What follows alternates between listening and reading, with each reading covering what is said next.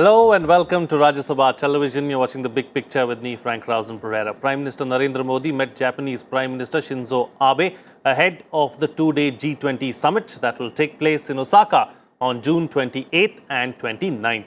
He will be meeting several world leaders, including US President Donald Trump. He will also hold a trilateral meeting on the sidelines of the summit with Russian and Chinese presidents Vladimir Putin and Xi Jinping, respectively. On this edition of The Big Picture, we will analyze what to expect from the G20 summit. Joining me on the program today are KV Prasad, Senior Associate Editor of The Tribune. Vivek Karju, former ambassador, will join us on the program as well. Sreeram Chaulia, Foreign Affairs expert, and Major General Ashwini Sawach, retired Strategic Affairs expert. Thank you to all my guests for joining me on this edition of The Big Picture. Right. Sreeram Chaulia, before we talk about the G20 summit itself, let's talk about the developments of Thursday, the bilateral between Prime Minister Modi and Shinzo Abe. What were the key takeaways for you from that? It's a very important relationship for us, Frank. As we know, Japan is a special global, strategic partner. And I think the bonhomie between the two leaders has been long established. And the fact that Prime Minister Modi got re-elected so resoundingly is going to matter for Japan as well for all the other bilaterals prime ministers doing, because ultimately respect at the international level depends upon how secure you are politically at home and how stable you are. And I think that way this is a new beginning for Modi 2.0, and so that's a good omen for us. And I think Prime Minister is also always coming up with some new suggestions, new ideas to try and steer the global governance discourse. As Ambassador Karju was saying, global governance discourse includes, trade issues. We are talking about our phrase, Prime Minister has mentioned this, is reformed multilateralism, which means, we want small group and large group, interactions and coordination of policies, the premier forum being the G20, but we also want some changes, especially at the UN Security Council, but also in the WTO structure, in various other financial institutions, global financial institutions. We've been wanting change and reform where our voice is heard more, developing countries' voices are heard more. The third thing is, I think, Prime Minister is pushing the development agenda to the forefront. You see, because usually the richer countries, even though G20 is a relatively cohesive group, as we've been mentioning, the trade wars and all these, they have become more and more protectionist, led by the US, but also to some extent the Europeans. They talk about keeping the liberal world order, but even the Europeans have been erecting barriers. So it's very important that India, as the largest democracy in this entire grouping, puts forward a kind of an agenda for this reform multilateralism, and one that is fair to the poorest in the world. You see, so therefore Prime Minister is talking about women, about health.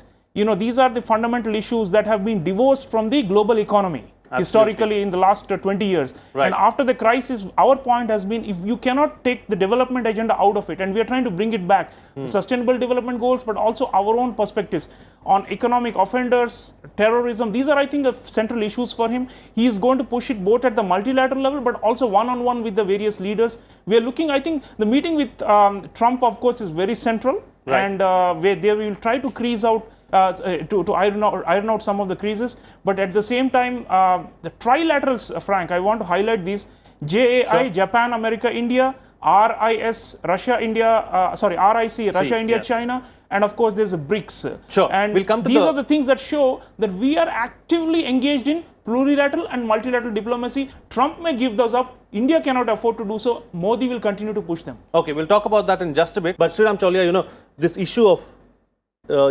tariffs between the United States and India. You mentioned it in your opening statement as well about how, Trump spoke about it.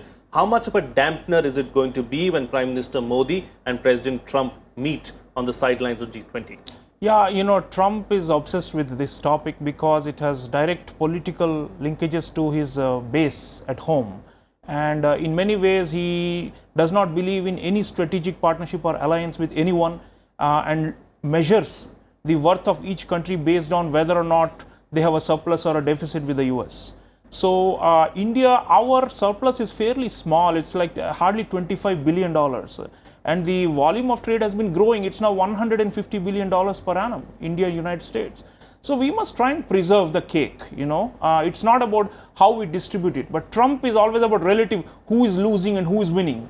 But if you look at it in an absolute gains way, both countries will gain if the volume of trade increases, and that's something I think Prime Minister will try to convince him. Although they've had multiple bilaterals before, and it doesn't cut much ice, because for Trump, he is very suspicious of, especially of large developing countries which he thinks are taking advantage of the US.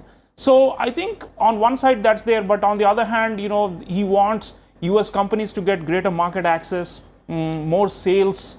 So they continue to look at India as a big defense market. The talk is about the defense industrial security policy that will help enhance defense purchases by India. So, there is a way to balance some of these grievances. But end of the day, I think Prime Minister Modi is going to be very firm on some issues like subsidies, on agriculture. These are areas which concern the livelihood of hundreds of millions of poor people in our country. And Trump has been saying that if India is a developing country, so is the US. But that's a travesty, it's complete hogwash. So I think end of the day, we will agree to disagree on some points, but we must look to coordinate better on Indo-Pacific. Trump has not been, so successful in implementing the so-called national security strategy.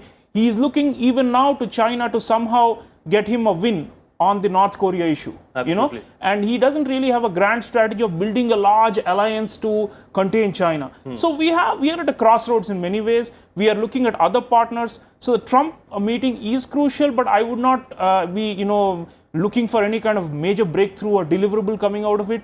If there is some trust that is built up, remember, there has not yet been a bilateral visit by Trump to India. Right. And he's almost completing 3 years. We had invited apparently last year, but it didn't come through.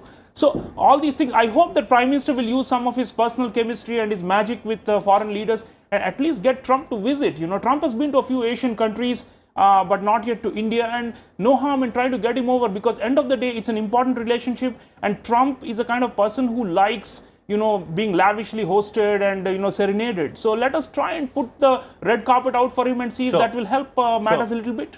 Very quickly, because I have very limited time. Yeah. Climate finance is something Prime Minister is going to raise with Trump, because they've completely given up all their responsibilities and are backed out of this climate regime. But G20 as a whole, minus the US, can still go ahead on promoting climate finance for adapting green technology. This is very central to India's concerns, and I hope he raises it, because for Trump that's a no-go area and he doesn't believe in climate change. He has called it a hoax, but we are the sufferers of this phenomenon, and we have to put our chips on the table. Okay, all right, absolutely. On that note, then we'll call it a wrap on this edition of The Big Picture. Thank you to all my guests for joining me on the program and putting things into perspective for us. That's it from me. See you again next time.